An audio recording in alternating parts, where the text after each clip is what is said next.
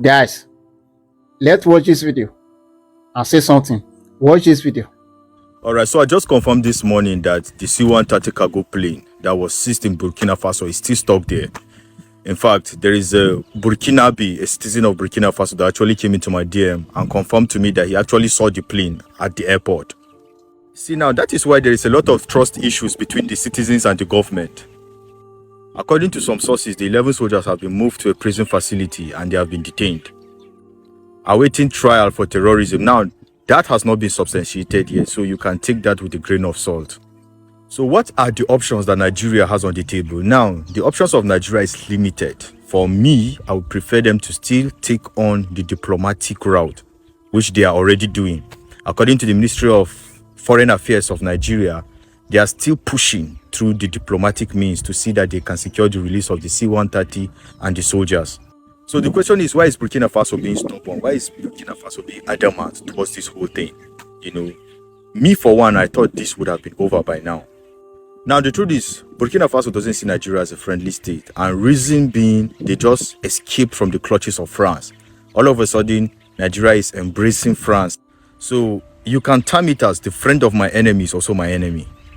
And we all know that Burkina Faso has the backing of Russia, and Nigeria has the backing of France, and France and Russia are virtually enemies at this point.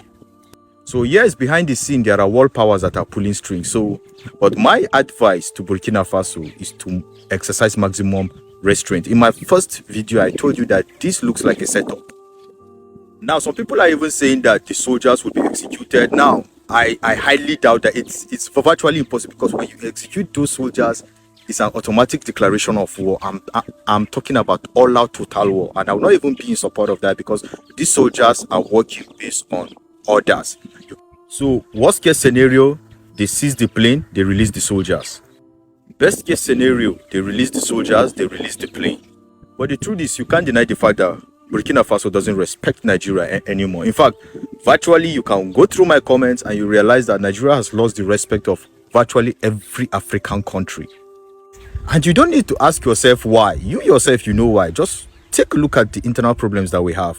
Okay, virtually the politicians playing the life of their citizens. So what do you expect?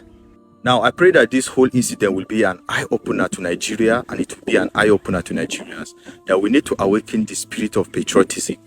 There is a lot that needs to be done. We need to rise up and take our spot as a nation that is respected in Africa. So let's see how the story unfolds. Stay safe out there.